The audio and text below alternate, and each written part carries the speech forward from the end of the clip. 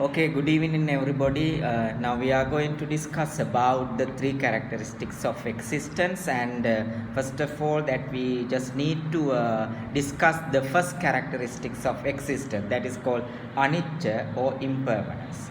Anicca or impermanence. So we know that the Buddha has mentioned that there are three characteristics of existence as he found at the very first time, right? These are called Anicca, Dukkha, Anatta. So these are mentioned by the Buddha, the one who really understood the three characteristics of existence. So he will definitely attain the ultimate happiness of Nibbana. So therefore it is very important to know what are these three characteristics of existence, right? So first we'll discuss about the impermanence or anicca. So impermanence refers different kind of extents. So we know that the Buddha has mentioned sabbe sankara anicchati yada panyaya passati atanibbindati dukke. So we know that the Buddha has mentioned that everything in this universe is impermanent, right? Constant flux and nothing permanent. So we know that there is nothing to mention as permanent, right? Understand? Everything in this world is impermanence, right? If one who realizes this real situation, so he definitely follow the Arya Magga or attain the Nibbana. So according to that, the Buddha's word, if when we consider this Anicca, he mentioned in the different places in Tipitaka, in the Theravada Tipitaka, how to identify this Anicca, right? The impermanence. Right. So we know that the aggregates of mind and body being ever subject to cause and effect, as we saw above, pass through the inconceivable rapid moment of arising, presently existing and ceasing. Upaya, Upada, Titi and Bhanga. Upada, Titi and Bhanga. Just as the unending waves of the sea, or as a river in flood sweeps to a climax, changing without any stops. So we know that is the Buddha's mentioning, so that he emphasized the anicca or impermanence. So once we think about the waves of the sea, you can see that the waves comes to the shore and again go back, right? So there is no any stops in this process, right? In the same way, so we know that when the river flows, there is no any stops, right? It continuously flowing down, right? The water flows down continuously in the river. In the same way, we know that once something arises, it continues to the end. This process from the beginning to end, everywhere we can see within this process is we call existence. In this process, right, we can see only impermanence, anicca. When something begins, right, that the starting point of impermanence, right? Understand? It lasts until it ceases, right? Understand? So now we know that the baby born, right, and he lives around 60 years, right? During this period of time, from his birth to death, what is identical? That is changing, constantly changing. This called existence, Understand? So in this existence, we can see only changing process. Understand? That is called impermanence. Understand? That's why the Buddha said that the first characteristics of this existence is impermanent, anicca. Understand? Yes or no? Yeah. Okay. So we'll come to the next our handout. Heraclitus, that renowned Greek philosopher, was the first Western writer to speak about the fluid nature of things. He taught the Panta Rehi doctrine, that's the flux theory, at Athens, and one wonders if that teaching was transmitted to him from India. There is no static being, says Heraclitus. Can you please underline this word? No unchanging substance, change, movements is Lord of the universe. Everything is in the state of becoming, of continual flux, says who? Heraclitus, a Greek philosopher. So according to this man also, we can see that some Western philosophers also emphasize the impermanence in this world, right? It can be seen with our naked eye, right? He continues, you cannot step twice into the same river, for fresh water are ever flowing in upon you. Very interesting example. Can you please underline? Okay. What is this verse? Repeat, please. You cannot same for fresh water Yes, you cannot step twice into the same river, for fresh water are ever flowing in upon you. Once you step to a river, the water flows continuously. When you step in the second time, so you will touch what? The fresh water. You never touch the water which you touched earlier. Understand? So this example very clearly mentioned impermanence. Understand? Continuously, we know that it's like a flowing river. It's a process, changing process. Okay. So it should now be clear that being whom for all practical purpose we call a man, woman, or individual is not something static, but we know that being in a state of constant and continuous change. Can you please underline? Being in a state of constant and continuous change. Now, when a person views life and all that pertains to life in this light and understand analytically this so-called being as a mere succession of mental and bodily aggregates, he sees things as they really are, yatha bhuta. Can you please underline? He does not hold the wrong views of personality, believe in a soul or self, sakkaya ditthi, because he knows through right understanding that all phenomenal existence is causally dependent, paticca samuppanna. All the phenomenal thing causally dependent, dependently arisen. Can you please underline that?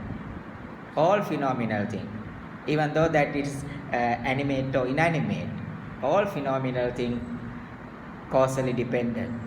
That is emphasized in the teaching of theory of cause and effect, dependent origination, paticca samuppada. that each is conditioned by something else, and that its existence is relative to that condition.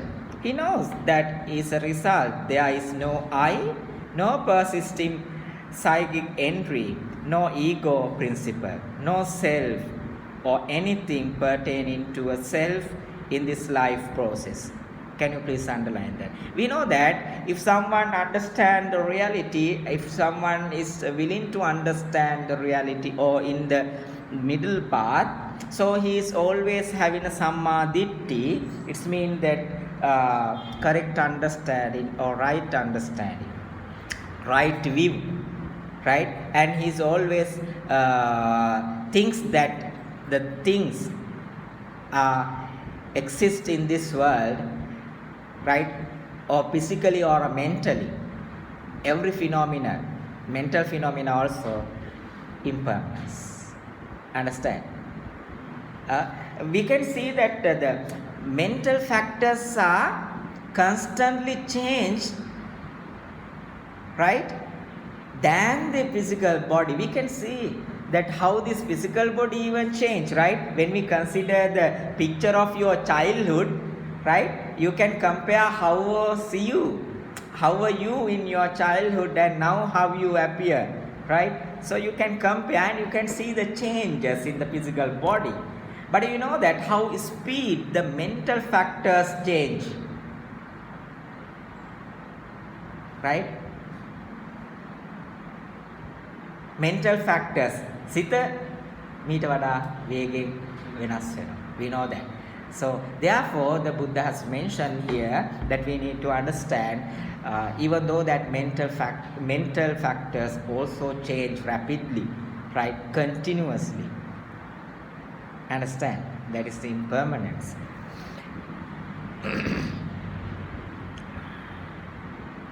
Okay. And we know that once we look into our own self, we cannot see the permanent I or a self, permanent self. We cannot see permanent self, right? So we know that before the Buddha, some the people or some teachers, some religious teachers, some philosophers, they have mentioned that there is a permanent self within us. That's called Atma or a soul. Okay? But according to Buddha, he rejected this notion and he emphasized that there is no anything mentioned as permanent in the world, right? So he rejected the idea of self and he forwarded the notion of Anatta or selfless. Okay? Understand? Yeah. Can you please underline that? Okay? No ego principles, no self or anything pertaining to a self in this life process. He is therefore free from notion of soul. Okay? So as Buddhists, that we know that we are free from the notion of self. When we come to the next one, so it is said that through insight meditation, vipassana, one sees things as they really are. Yatha bhuta. So the vipassana meditation, the brand new meditation found by the Buddha. And we know that there are two types of meditation, samatha and vipassana. Vipassana is insight meditation. Insight meditation means the meditation which leads us to insight, right? Wisdom. Okay? Vipassana. So this vipassana, once who practice this vipassana or insight meditation, he thinks the things how they really are. How they really are. Can you please underline? That is called yatha bhuta pajanati. Okay? Sees the things how they really are. Yatha bhutam pajanati. and not as they appear to be. So viewing things as they really are implies, as we discussed above, seeing the impermanent, unsatisfactory, and no self nature of all conditioned and component things. To such meditative disciples of the Buddha, the world is not the external or the empirical world. So once who practice this, he sees the world. How? The world is not the empirical world. Right? He knows how the world exists. Right? He knows the real world, the nature of the world. It's not external or empirical world. But the human body with its consciousness, it is the world of the five aggregates of thinking. We know that all the components things are collected of five aggregates. Can you please tell me what are the five aggregates? Yes? Rupa, Vedana, Sanya, Sankara, Vijnana. So we know that these are the five aggregates. Buddha has mentioned that everything in this world are inherently made of these five aggregates. So if we take one by one all these five aggregates, they are impermanent. As an example, we'll take Rupa. Okay? So matter, when we think about that, when we analyze that, it is very clear that it is impermanence. So once you look into your physical body, so you can see the changes. Right? Understand? So it is very clear that this the aggregate Rupa or a matter constantly change. That is impermanence, right? According to that, so you need to identify the changes in these five aggregates. Okay? Understand? You think that there is a flower made of five petals. An example. There is a flower made of five petals. All the five petals, when we take one by one, the characteristics of a petal is impermanent, right? A flower made of five impermanent petals. So what can you say about the flower? Flower also then impermanence. So we are made out of these five aggregates, and what is our situation? We are also impermanent. Understand? So if a child paint a drawing with the blue color, how the drawing looks like? It's a blue color drawing. So in the same manner, when we consider that all the five aggregates are impermanent, it means that we know that everything made out of these five aggregates are impermanent. Understand? Yeah. We know that some total of philosophy of change together in Buddhism is that all component things that have conditioned existence are a process and not a group of abiding entities. Can you please underline? All the component things that have conditioned existence are a process and not a group of abiding entities. The last paragraph. But the changes, when we think about, but the changes occur in such rapid successions that people regard mind and body as static entities. They do not see their arising and their breaking up, their wire, but regard them, we know that, see them as a lump of whole. Okay? Ghana Sanya. We know that when we think about this mind and body, right? We know that according to dependent origination, it's a process. The changing is a process, as we discussed earlier.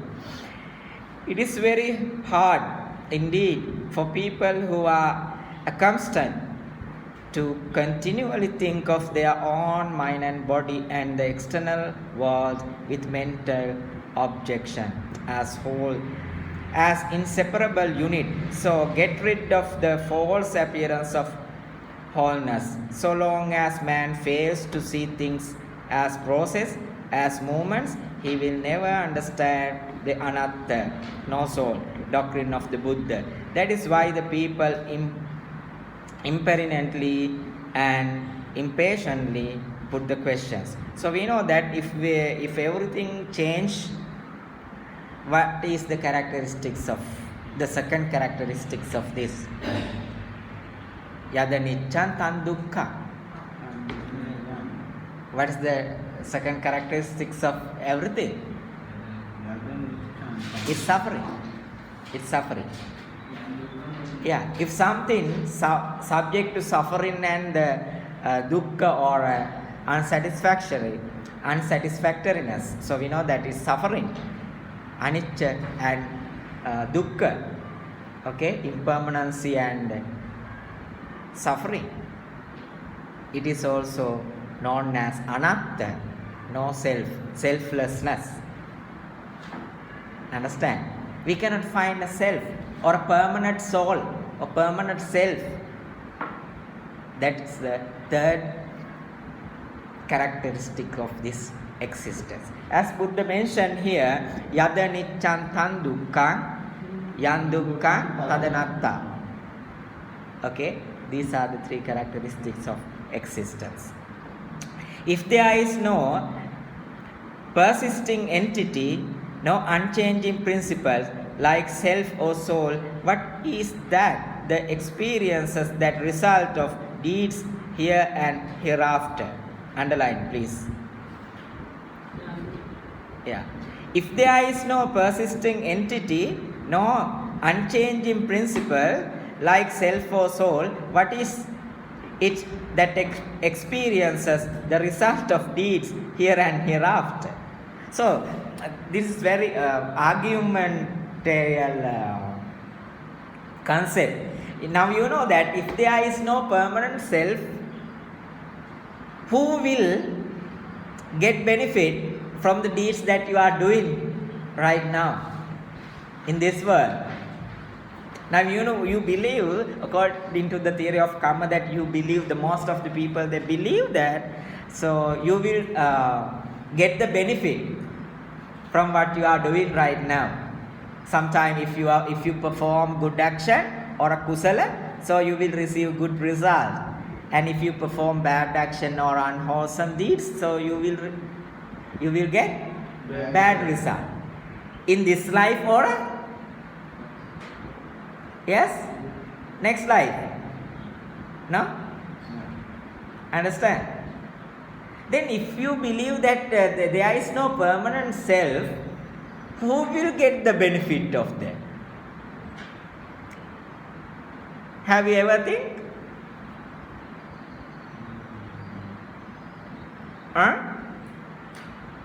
If there is no permanent self, Atmaya Anatta, who will get the benefits or a bad effect of your wholesome and unwholesome deeds? ඔයාලා කරන කුසල අකුසල කර්ම වල ප්‍රතිඵල කවුද ලබන්නේ එහෙනම්? Is that same you or somebody else? If you say that the same you, so you fall into the notion of sassatavada. Okay? If you say that somebody else, not you, you fall into uchchedavada. Very clearly, so you need to understand this middle part, right? So you need to think about this, and you will find that in this changing process, so many debates took place during the Buddha's time regarding this subject. And we know that. So Buddha always emphasized Right? When we ask, is the same person? He said no. For different person, he said no. Right? If same everything dependently arising, so that it's common to all concepts, all the concepts, right? Including karma as well. Including karma as well. Okay? As an example, you can understand this if I open the door, the half open door. Now I will ask question with the door open. You might answer yes, no, and yes, open half, yes. If I ask you if the door open, you will say yes. If I ask you the door closed, is the door closed? You will say no, it is not closed. But you know that we can say the door is really half open. No? There is a characteristics of open as well as there is a characteristics of closed. No? Understand? Yeah. In the same manner, if I ask you, is that you get the benefit after you die? Is that you? Now you think there is a person called Siripala. He died and reborn in a different place as Somapala. Though Siripala has done so many bad deeds during his life, in previous life. Understand? Siripala's life. And now the Somapala, he is the one who gets the result of that bad deeds. But can you say that it's same Siripala?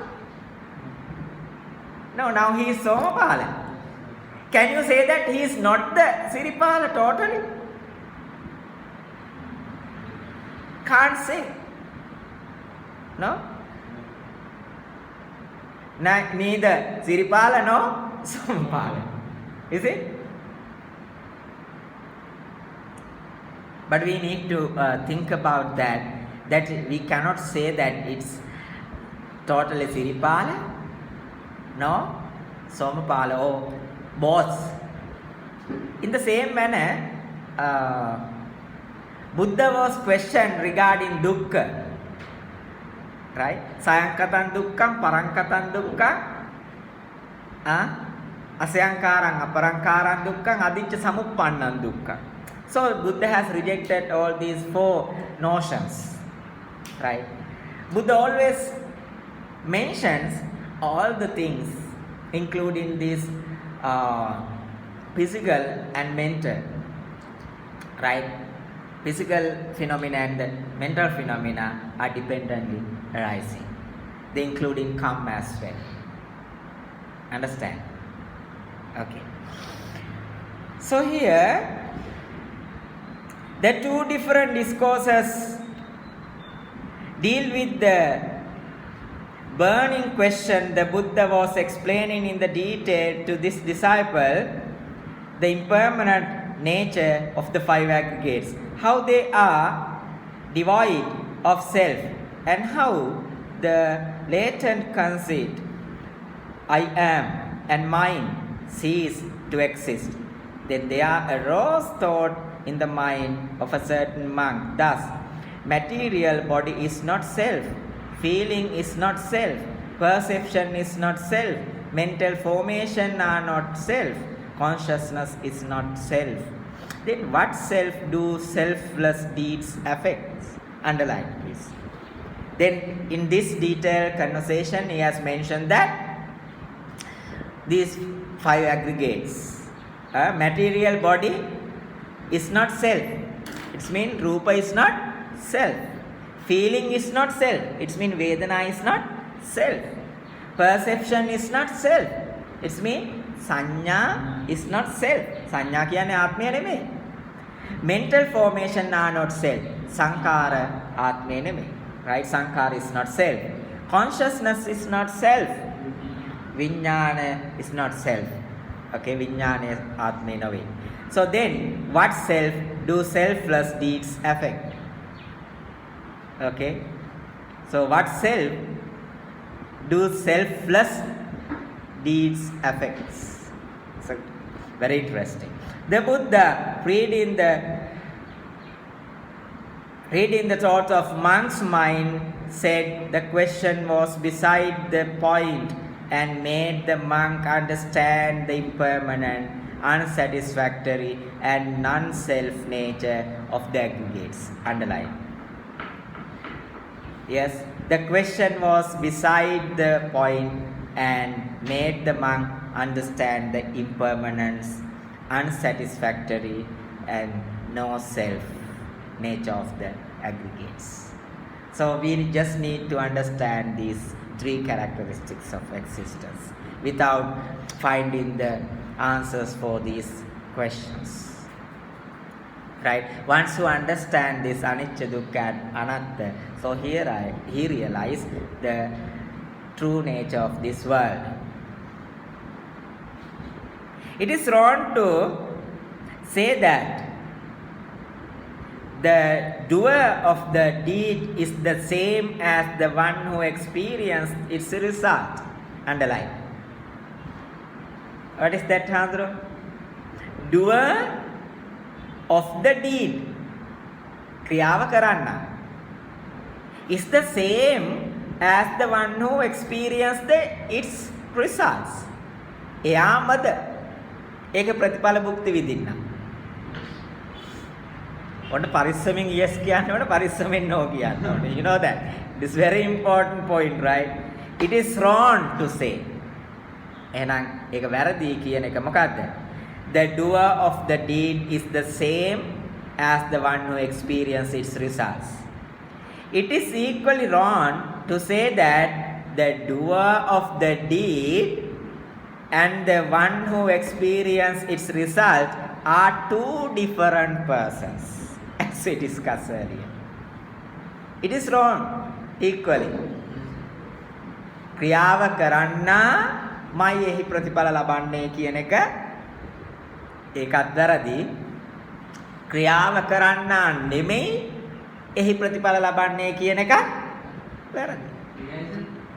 Why the person who is doing the doer change constantly once it gives the result?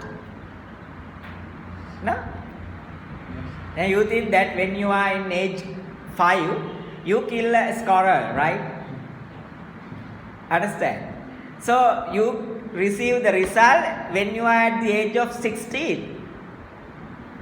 Is that same you or change?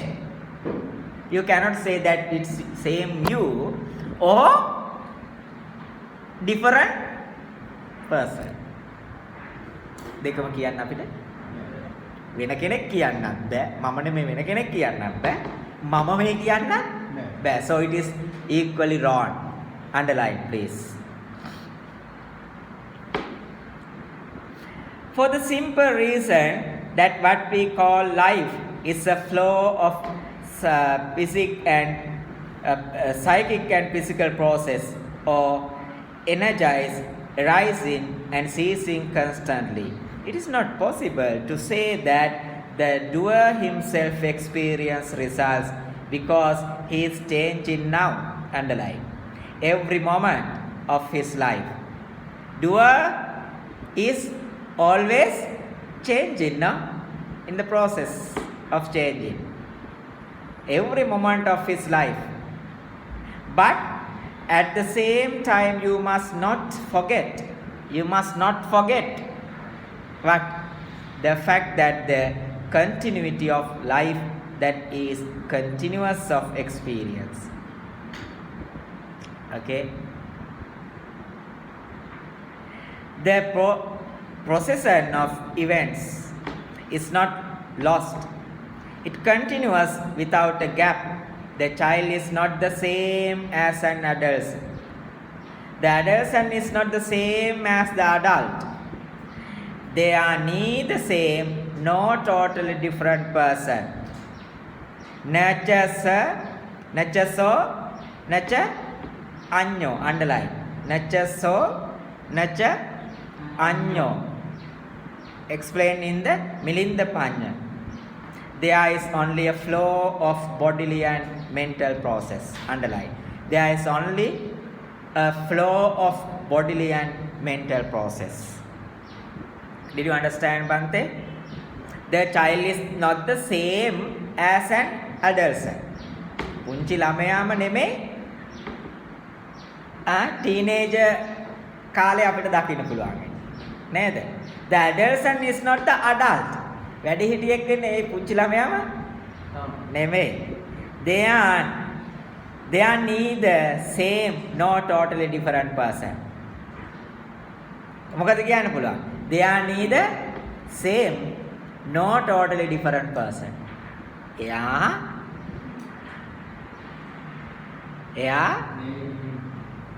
එයාම නෙවෙයි. එයා නෙමෙයි කියන්න. එයා තමයි කියන්නත් බෑ. එයා නෙමෙයි කියන්නත් බෑ. Understand? Okay, totally different. What we need to understand here, this is only a flow of bodily and mental process. No? Changing process. Okay? Now when you consider that your childhood, the same eye you cannot see, the same lips you cannot see, the same hair you cannot see. No? When we compare your grandmother's picture taken at her young age, how beautiful your grandmother is, you can see, no? Right? How beautiful your grandmother was when she was getting married. No? Sometimes you have a photograph, your grandmother's photographs at your home. You can compare how she looks like now and how she was at her young age. Right? Then you will really understand this changing. You will really understand this changing. Understand? Yeah. Constantly changing. Okay? You are not the same young one. You are adult now. No? Compare your childhood with now. You will see the impermanence. Then you cannot say that it is not the same you, and you cannot say that it is different person. Okay? ඔයා නෙමෙයි කියන්නත් බෑ. වෙන කෙනෙක් කියන්නත් බෑ. Okay. There are three types of teachers. The first one teach that the ego or the self is real now as well as in the future, here and hereafter. The second one teaches the ego is real only in this life, not in the future. The third one teaches that the concept of ego is an illusion. It is not real either in this life or in the hereafter. So there are three types of teachers during the Buddha's time. So first one, underline. First type of teachers say that yes, ego or the self is real now as well as in the future, here and hereafter. Second type of teacher says, the second type of teacher says the ego is real only in this life, not in the future. The third types, they teach the concept of an ego is an illusion. It is not real either in this life or in the life after. Okay, third category. The first one is the eternalist. Underline. The first type of teachers who says the ego or self is real now and in the future. Okay? ඒගොල්ලෝ කවුද? සස්සත වාදී. Underline. First one is the eternalist. Eternalist means sassatavadi. They believe that the permanent self. They believe permanent self. The second one is the annihilationist. Underline. Uchchedavada. Annihilationist. Uchchedavada. What do you mean by annihilationist? Uchchedavadin. Annihilations. Yeah. Annihilationist who's in the notion of what? Notion of Uchchedavada. The third one is the Buddha who teaches the middle way of avoiding the extreme of eternalism and annihilationism. Underline. The third category, the Buddha. He says what? Who teaches the middle way? Buddha teaches the middle way. Majjena Dhamman Desissami. No? Who teaches the middle way of avoiding the extremes. What do you mean by extremes? Extremes, Uchchedavada and Sassatavada. Anta. Right? Here the middle way is the doctrine of dependent arising or causality. Paticcasamuppada. This middle way is known as Paticcasamuppada or middle path. Okay, causality. Now we need to understand this teaching. How did the Buddha explain this impermanence, suffering and selflessness? All the theistic religions teach that the ego survives after death in some way or other. Underline. All the other religions say that what? Ego survives. ඒ කියන්නේ ආත්මය survive වෙනවා. After death in some way or other. But we believe what? We do not believe that. You know? And is not annihilated. The materialist, Bhautikavadi. Okay? Concept is that the ego is annihilated at death. They have the concept of what? They think ego is annihilated at death. Okay? The self destroy at the death. Everything finished. Once the man died. But we do not believe that. No? The Buddhist view is that there is no ego. Underline. Very important. Put a star mark as well. Buddhist view is that there is no ego. If there is no ego, what will cease? And what will exist? As a permanent self. You know? ඇති වෙන්නත් නැති වෙන්නත් ego එකක් නැහැ, self එකක් නැහැ. That is called Anatta. That is the Buddha's teaching. ඒ නිසා ඇතේ කියන්නත් බෑ, නැහැයි කියන්නත් බෑ.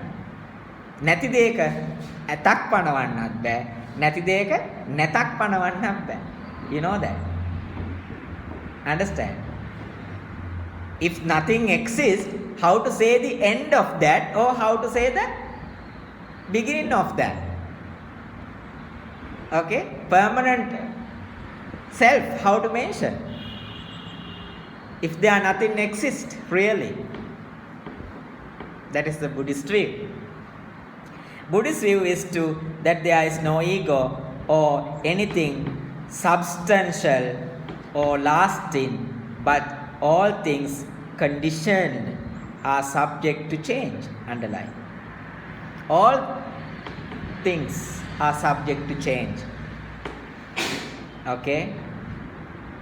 There is no ego. There is no permanent self. according to Buddhist view.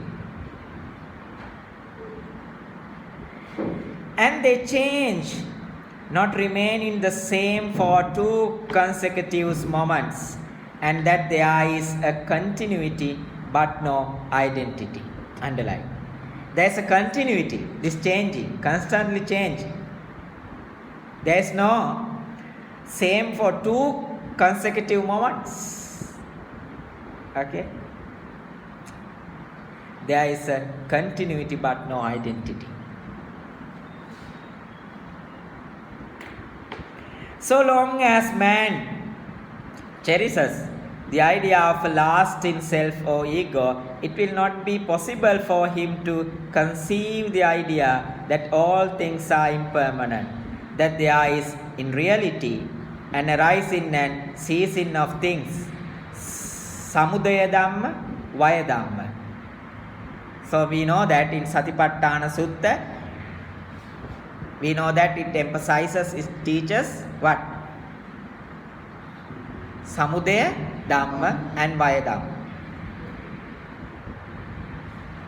Understand? Yeah. That means in reality an arising and ceasing of things. Underline.